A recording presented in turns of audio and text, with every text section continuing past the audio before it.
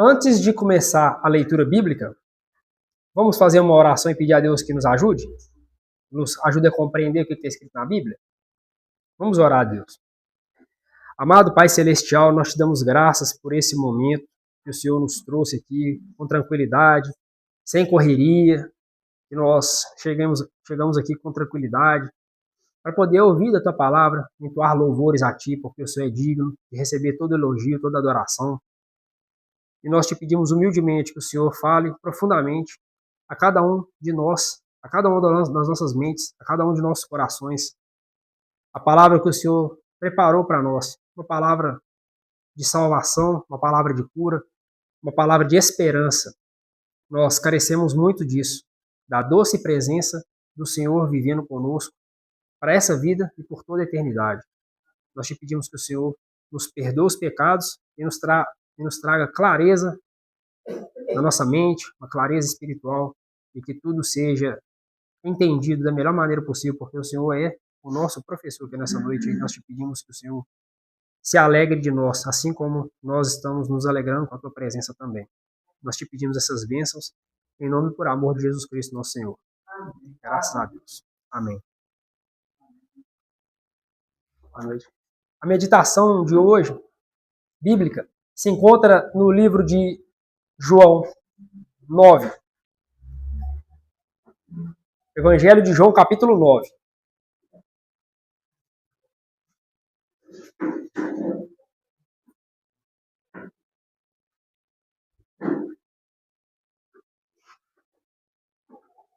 Nos conta a respeito de um milagre que antes não tinha acontecido até então.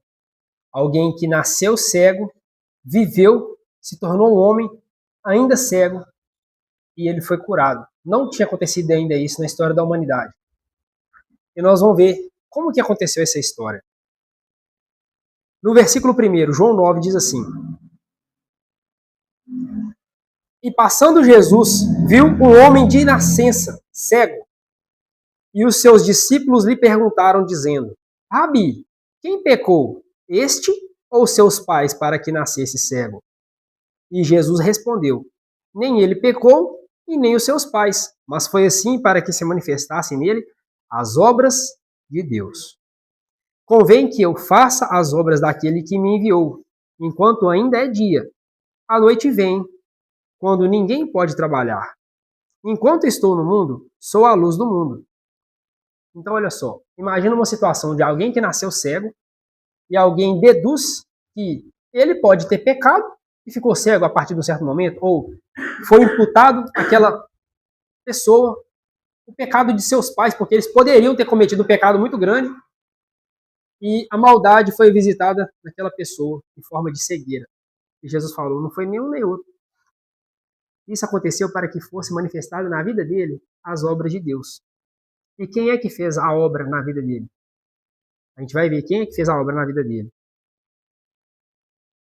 Tendo dito isso, versículo 6, cuspiu na terra e com a saliva fez o lodo e untou os olhos do cego. Tem a imagem aí para mostrar? Então, Jesus, ele fez aquela coisa, aquele barro, passou aquela lama no olho dele assim. Aí sabe o que eu lembrei? De duas passagens. O mesmo Deus que fez o homem do pó da terra, na criação, ele juntou ali um monte de barro e fez o homem. Deus fez o homem. Toda a criação foi feita pelo poder da palavra, mas o homem, a obra-prima de Deus, ele formou do pó da terra. Estava aqui Jesus replicando em uma forma de miniatura, na forma de cura, nos olhos daquele cego. Uma outra passagem também, que Deus se mostra como um verdadeiro artesão, é a passagem de Jeremias 18, a passagem do vaso e do oleiro. Não é assim? Que Deus faz de novo um barro, um novo vaso, ainda que ele esteja quebrado. Jesus, nas entrelinhas, aqui ele está mostrando que ele é Deus. É um Deus que cria, é um Deus que, se precisar de reconstruir, ele reconstrói, e da mesma maneira, em forma de miniatura, ele fez ali o barro e passou e untou os olhos daquele rapaz. E sabe o que mais que aconteceu? Versículo 7. vai, lava-te no tanque de Siloé, que significa o enviado. Foi, pois, e lavou-se e voltou vendo. Então, a cura ela estava no processo. Porque sem fé é impossível agradar a Deus. Ele já não estava cego, Jesus passou. Até então ele não estava enxergando. Quando ele acabou de lavar, ele enxergou. Porque ele foi enviado para poder lavar os olhos. Todo aquele que é nascido no reino de Deus, ele é nascido espiritualmente. E um dos símbolos do Espírito Santo também é a água. As águas de Ezequiel 47. Jesus também fala que ele é a água da vida. Então, você vê de diversas formas Jesus mostrando o poder de Deus. Versículo 8. Quando esse rapaz ele voltou a enxergar, os vizinhos ficaram assim, ó. Mas o que aconteceu? Versículo 8. Então os vizinhos e aqueles que dantes tinham visto que ele era cego diziam: não é esse aquele que estava sentado e mendigava? Uns diziam: é este. Outros: parece-se com ele. E sabe o que ele falou? Sou eu. Ele testificou dele mesmo que ele era cego e estava enxergando até então. Diziam-lhe, pois: como é que se te abriram os olhos? E ele respondeu: o homem chamado Jesus fez lodo e untou-me os olhos e disse-me: vai ao tanque de Siloé e lava-te. Então eu fui, lavei-me e vi. 3 tempos verbais. Ele foi, ele executou o processo de se lavar e ele viu. Como que a pessoa ela vai querer ter um milagre se ela não está acreditando? Ela tem que dar o primeiro passo, não é verdade? É assim, aquele que anda pela fé, ele alcança misericórdia, ele alcança fé e ele alcança também milagre, ele alcança salvação. Versículo 12. Disseram-lhe, pois, onde está ele? Respondeu, não sei. E levaram, pois, os fariseus, que dantes era cego. Alguns desses fariseus, eles eram incrédulos, eles não acreditavam. Alguns acreditavam. Não eram todos, era um partido dos fariseus ali. Eram situações assim, que dividiu o povo, né? Infelizmente, a gente taxa os fariseus como se fossem todos tivessem contra Jesus, nem sempre. Alguns dos fariseus creram nele. Então foi e levou o rapaz dos fariseus, né? Versículo 14. E era sábado quando Jesus fez o lodo e lhe abriu os olhos. Tornaram, pois, também os fariseus a perguntar-lhe como vira. E ele disse-lhe: pôs-me lodo sobre os olhos, lavei e agora vejo. Então, alguns dos fariseus diziam: este homem não é de Deus, pois não guarda o sábado. Diziam outros: como é que pode um homem pecador fazer tais sinais? Viu que no mesmo partido dos fariseus tinha 2 opiniões diferentes? Alguns diziam que ele não era de Deus, porque na mente dele, Jesus estava quebrando o sábado, porque curou de um mal um homem. Mas Jesus não disse que no sábado importa fazer o bem? Outros diziam: é de Deus. Como é que pode fazer isso se a pessoa não for de Deus? Então estava aquela coisa dividida, não é verdade? No meio dos fariseus. E então, alguns dos fariseus diziam: esse homem não é de Deus, pois não guarda o sábado. E diziam outros: como é que pode um homem pecador fazer tais sinais? E havia dissensão entre eles, como eu disse. Versículo 17. Tornaram, pois, dizer ao cego: tu, que dizes daquele que te abriu os olhos? E sabe o que esse cego falou? Que Jesus era profeta. Os judeus, porém, não creram que ele tivesse sido cego, e que agora visse, enquanto não chamaram seus pais que agora via. Aqui que entra uma questão muito importante. Vamos focar agora na história, nós estamos focando na história de Jesus curando o rapaz. Agora vai entrar um terceiro elemento aí da família, que são os pais. Olha para você poder ver o posicionamento dos pais. A oportunidade que eles deixaram passar. Vamos focar nisso aqui, ó. Versículo 19. Perguntaram-lhes, dizendo: é esse o vosso filho, que vocês dizem ter nascido cego? Como é que, pois, ele está vendo agora? Seus pais lhe responderam e disseram: sabemos que esse é o nosso filho, e que ele nasceu cego. Mas como agora vê, nós não sabemos. E que nem sabemos também como abriram-se os seus olhos. Ele tem idade. Vai lá e pergunta para ele. Em outras palavras, você está perguntando para mim? Eu sou pai, eu sou mãe dele. Você está perguntando para mim? Ele tem idade. Vai lá e pergunta para ele. Mas por que eles fizeram isso? Aqui a explicação no versículo seguinte. Mas os seus pais disseram isso, versículo 22, porque eles temiam os judeus. Porque os judeus já tinham resolvido que se alguém confessasse ser ele o Cristo, fosse expulso da sinagoga. Olha só, o posicionamento dos pais é o seguinte: se eu confessar que Jesus fez um milagre na vida dele, eu vou perder a minha entrada aqui na sinagoga. Talvez eles teriam ali algum acesso de algum ministério, ou simplesmente porque eles eram frequentadores da sinagoga. Eles preferiram não atribuir a Jesus o milagre do filho. Eles deveriam estar felizes, soltando foguete, na verdade, alegres, contentes. Mas eles preferiram falar. Vai lá e pergunta para ele. Ele tem idade. E eles ficaram com medo de confessar Jesus, porque eles ficaram com medo de não ter mais acesso à sinagoga, porque os judeus já tinham decidido isso. Eles perderam a oportunidade de confessar Jesus. Muito triste, né? A quem mais eles deram mais valor com essa posição? Eles temeram mais aos homens do que a Deus. Versículo 23. Por isso é que os seus pais disseram: tem idade, perguntaram a ele mesmo. Chamaram, pois, pela segunda vez o homem que tinha sido cego e perguntaram-lhe: dá glória a Deus, porque nós sabemos que esse homem é pecador. Respondeu ele, pois, e disse: se é pecador, eu não sei. Uma coisa eu sei é que, havendo eu sido cego, agora eu vejo. Então, ele foi perguntado, ele foi inquirido várias vezes ali, em vários momentos, em tempos diferentes. Ele estava toda hora a pessoa parece que estava querendo colocar ele contra a parede para poder ver se ele entrava em contradição. Mas ele estava sendo perguntado da mesma coisa, ele estava respondendo. Aí chegou uma hora que ele começou a ficar cansado dessa história. Versículo 26. Tornaram a dizer-lhe: o que te fez ele? Como é que te abriu os olhos? E respondeu-lhes: eu já te falei e vocês não ouviram.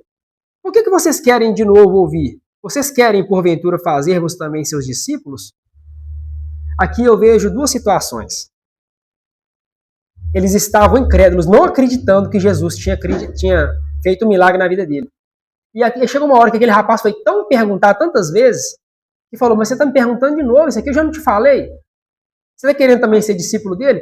Além das pessoas espiritualmente estar cegas, eles também estavam surdas, porque eles não estavam querendo acreditar. Porque já foi falado várias vezes, não é possível que a pessoa não escutou, né? Isso é incredulidade, irmãos. Porque você pode me ouvir perfeitamente aqui, mas não atribuir valor à palavra de Deus e voltar para casa como se não tivesse acontecido nada. Então, espiritualmente, os ouvidos estão fechados. Então eu oro para que os nossos ouvidos e os nossos olhos também sejam abertos nessa noite, para a gente poder agradecer a Deus por essa mensagem que Deus deixou para nós, né? O milagre da salvação, o milagre da cura. Versículo 28. Aí o seguinte, depois de uma resposta dessa, hein, Paulinho? Eu já não te falei? Já te falei. Vocês não ouviram? Vocês querem que eu fale de novo? Você está querendo ser discípulo dele? Não é assim que ele está falando? Versículo 28. Então o injuriaram e disseram: discípulo dele sejas tu, nós, porém, somos discípulos de Moisés. E essa palavra me chamou muita atenção, eu fui procurar saber. Eu não sabia até então o que significa injuriar. Quando a pessoa injuria a outra, ele foi injuriado. Eu procurei saber. É ofender a dignidade ou a honra de uma pessoa. Fazer ela passar vergonha publicamente. Eles injuriaram aquele rapaz. Discípulo dele seja você. Eu não tenho nada a ver com isso, eu sou discípulo de Moisés. Eles se retiraram. Eles estavam se afastando. Não todos os fariseus, alguns deles estavam incrédulos. Porque aqueles que acreditaram a obra de Jesus não falou, como é que pode um homem pecador desse fazer, se não for de Deus? Então essa turma não foi acreditado na conta deles a incredulidade. Assim, uma parcela daqueles que estavam se opondo a Jesus. E a cura. Versículo 30. O homem respondeu e disse: nisto, pois, está a maravilha, que vós não saibais de onde ele é, e que me abriu os olhos. Já está indo para o final da pregação, tá, irmão? Ora, nós sabemos que Deus não ouve pecadores, mas se alguém é temente a Deus e faz a sua vontade, a esse ele ouve. Então você imagina só. um homem que foi cego de nascença, que mendigava, que estava ali praticamente esquecido, teve mais entendimento do que anos e anos de estudo, anos e anos carregando ali, muitos deles ali, a responsabilidade de levar a mensagem de Deus para o povo, e eles estavam incrédulos. Incrédulos. Vamos abrir as nossas Bíblias no livro de Provérbios, capítulo 7. Provérbios 7. E a gente vai voltar para essa história aqui de João, tá? Provérbios, capítulo de número 7.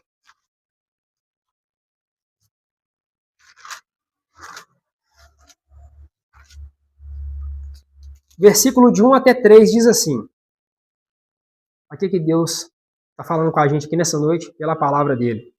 Filho meu, guarda as minhas palavras e esconde dentro de ti os meus mandamentos. Guarda os meus mandamentos e vive. A minha lei como a menina dos teus olhos. Atas nos teus dedos e escreve na tábua do teu coração. É assim que Deus fala para nós. Para a gente poder guardar a palavra dele como a coisa mais preciosa. A menina dos teus olhos como a coisa... Tem coisa mais preciosa do que ver para nós? Você poder enxergar as coisas é um dos sentidos principais que a gente tem é poder ver. Aí Deus associa assim, guarda a minha palavra como se fosse a menina dos teus olhos. Guarda os meus mandamentos, guarda a minha palavra. E esse rapaz, ele entendeu isso. Que maravilha, né? Versículo 32. Desde o princípio do mundo, nunca se ouviu que se alguém lhe abrisse os olhos de um cego de nascença. Se esse não fosse de Deus, nada poderia fazer. Responderam eles e disseram-lhe, tu está todo nascido em pecados e nos ensina a nós? Esse diálogo que ele estava tendo até então, amigavelmente com aqueles fariseus, já começou a passar por um tom mais de acusação, um tom mais de arrogância, uma petulância. Você imagina alguém que chega numa situação dessa, Paulinho? De ser alguém tão arrogante, tão prepotente, soberba, utilizar da própria influência, do próprio poder, para poder expulsar as pessoas das sinagogas, que eram as igrejas que tinham. Porque alguém prepotente se vale dessa condição. Eu estou aqui nessa condição, eu posso fazer o que eu quiser. Então você não pisa na bola não, porque senão vai dar ruim para você. Isso é alguém prepotente. E você, pecador, você nasceu todo em pecado, você quer me ensinar a mim? Você quer ensinar a gente que está aqui? Olha o nariz em pé, né? Muito triste, né? Jesus ouviu o que tinham expulsado e encontrando-o, disse-lhe, crês tu no Filho de Deus? Perguntando diretamente para o rapaz assim, ó. Nessa situação aqui, o rapaz já estava enxergando. Ele já não estava mais cego. Jesus chega de frente para ele e fala assim, você crê no Filho de Deus? E respondeu ele e disse, quem é, Senhor, para que eu creia nele? Vamos parar por aqui. Jesus intimou ele de frente a frente assim, ó, e falou, você crê no Filho de Deus? E eu fico imaginando aquele rapaz com os olhos já brilhando, já sabendo que era Jesus, porque aquela voz não era diferente, não era uma voz desconhecida. Porque quando ele estava lá no chão mendigando e não enxergava, ele já tinha escutado. Mas, Tiago, onde é que ele escutou? Eu te mostro aqui, ó, no comecinho do capítulo 9. No versículo 4, 9:4, Jesus dizendo, convém que eu faça as obras daquele que me enviou enquanto é dia, e a noite vem enquanto ninguém pode trabalhar. Enquanto eu estou no mundo, eu sou a luz do mundo. E depois ele não cuspiu no chão e não untou os olhos do rapaz com barro. Ele já tinha escutado a voz de Jesus. Nesse discurso aqui, Jesus fala para ele assim, você crê no Filho de Deus? Aquela voz para ele não era desconhecida. Era a melhor voz que ele escutou na vida dele. Foi a voz que curou e salvou ele. A voz que trouxe para ele entendimento, visão física e espiritual. E por meio dessa passagem, muitas pessoas foram libertas. Pessoas se alcançaram a salvação pelos pés de Jesus. Pela maravilha. Pessoas ajoelhadas, clamando o Filho de Deus. Porque enxergaram que ele era muito mais do que uma pessoa que poderia curar. Ele estava se proclamando Deus aqui. A fonte da vida, a fonte da salvação, a fonte da cura, a fonte de toda a sabedoria. E aquilo, por um lado, causou ciúme e intriga no meio de alguns, maravilhas e alegria no meio de outros. Essa é uma imagem que ficou no passado, viu? Isso ficou no passado. Jesus curou esse homem. Um homem de nascença. E ele respondeu, versículo 36. Quem é esse que, para que nele creia? Versículo 37. E Jesus disse, versículo 37, tu já o tens visto, e é aquele que fala contigo. E ele disse, creio, Senhor, mais um sinal que Jesus é Deus. Porque se ele não fosse, ele não aceitaria adoração. O que está dizendo no finalzinho do versículo 37 aí? E o adorou. E Jesus não o repreendeu por causa disso. Jesus recebeu a adoração. E disse-lhe Jesus, eu vim a este mundo para juízo, a fim de que os cegos não veem e vejam, e os que veem sejam cegos. Aqueles dos fariseus que estavam com ele, ouvindo dizendo isso, disseram-lhe, também nós somos cegos? E Jesus disse, se vocês fossem cegos, não teriam pecado, mas como dizeis, vemos, é por isso que o vosso pecado permanece.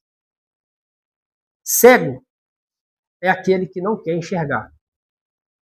O que causa tristeza em Jesus, em muitos dos evangelhos que a gente vê, é quando ele comovia em si mesmo, ele se perturbava em si mesmo, por causa do quê? Da incredulidade. Muitos dos milagres ele não realizou por causa da incredulidade do povo. Mas nessa situação aqui, foi concluído com sucesso, porque ele mesmo disse, se manifestou essa coisa nesse rapaz aí, não foi porque ele tem pecado, nem pelos seus pais, mas para que manifestasse nele a glória de Deus. E quando Jesus ele é guiado pela palavra de Deus, ele executa, ele faz a obra de Deus. Por isso que ele falou, o Pai e eu somos um. Deus, ele me dá alguma coisa para poder fazer, e eu faço, porque tudo que ele me pede, eu faço. Eu e o Pai somos um. Jesus executando milagre atrás de milagre, assim, ó, pela vontade do Pai, porque ele orava todos os dias.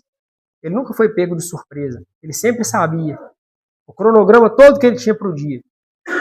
Às vezes, se precisasse dele atravessar uma cidade inteira para poder ir atrás de uma pessoa, ele ia. Uma pessoa, para poder salvar uma pessoa, ele ia. E a gente poderia citar aqui várias dessas histórias. A viúva de Naim, aquele endemoniado de Gadara, dentre vários. Poder, às vezes, resgatar uma pessoa. Mas você pode ter certeza que aquela semente que foi plantada ali, muitas outras pessoas, até de outras épocas, assim como nós estamos aqui nessa noite, estamos alcançando pela fé. Então, é uma maravilha poder saber que a gente pode confiar nesse Deus e nos render a Ele de todo o coração. Amigo ou amiga que está na internet, não foi uma maravilha você ter escutado da palavra de Deus aqui nessa noite? Ou dia, ou tarde, não sei que hora que você vai estar assistindo esse material. Você não gostaria de entregar a sua vida para Jesus? Aquele que pode te curar, que pode te aliviar as preocupações, te dar alívio, e muito mais do que isso, o milagre da salvação, vale a pena se entregar a Ele. E nós vamos orar para que isso aconteça. Amém. Que nós façamos o melhor possível daqui para frente, que a gente tesoure essas palavras em nossos corações. Para a honra e glória de Deus. É uma maravilha Amém. Poder a gente acreditar em Jesus e saber que Ele faz a vontade do Pai para poder resgatar o mais miserável pecador que seja. Porque enquanto há vida, há esperança para aquele que crê.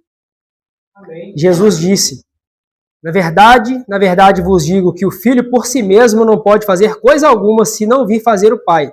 Porque tudo quanto Ele faz, o Filho faz igualmente. Porque o Pai ama o Filho e mostra-lhe tudo o que Ele faz. E Ele lhe mostrará coisas maiores do que essas, para que vos maravilheis. Amém. A gente está em busca de um milagre, da salvação, do que for. Creia. Creia somente. Mas creia de todo o coração. Vamos nos ajoelhar para poder falar com Deus? Santo Deus e amado Pai Celestial, que história maravilhosa que o Senhor preparou de antemão para que a Tua obra fosse manifesta e houvesse o milagre da salvação, o milagre da cura, o milagre da fé, o milagre de crer no Teu Filho amado, que nas entrelinhas ele mostrou que ele era Deus. Ele remontou a história da criação, quando foi formado o homem do pó da terra. Da mesma maneira, a situação do oleiro, e em forma de miniatura também ali, aquela situação de ter cuspido no chão e feito barro para untar os olhos. Poderia ter utilizado algum outro artifício, passado um azeite, passado alguma planta. O Senhor se utilizou dessa mesma cena que foi remontada desde a criação. O Senhor desdobra as verdades na Bíblia para a gente ver, e a gente se maravilha cada vez que a gente lê. É provável que numa futura passagem que eu for ler, numa futura oportunidade que eu for ler essa mesma passagem aqui, o Senhor nos revelará coisas maiores ainda que estão escondidas. A gente acha que a gente sabe, mas quando a gente lê, a gente aprende de novo, e outra coisa aparece, vai aparecendo, e está aí a maravilha, porque o Senhor desdobra e revela a palavra progressivamente para os teus filhos que buscam a tua verdade. E nós te damos graças por isso. Que maravilha é termos o Evangelho de João, que testifica que o teu Filho amado é Deus e quer nos salvar. Jesus é salvação, é o Deus que salva. Jesus Cristo, Filho de Deus Altíssimo, interceda essa oração junto ao nosso Pai Celestial, para que todos aqui sejamos achados perdoados e justificados, e saímos daqui com alegria, com gozo na alma, com muita alegria, muita satisfação, para que a gente também transmita essa passagem a outras pessoas que hão de crer na tua palavra. Amém. Pai querido, derrama sobre nós o teu Espírito Santo, e que nós sejamos guiados por ele, e perdoa-nos, e aceite essa oração, em nome e por amor de Jesus Cristo, nosso Senhor. Amém. Amém.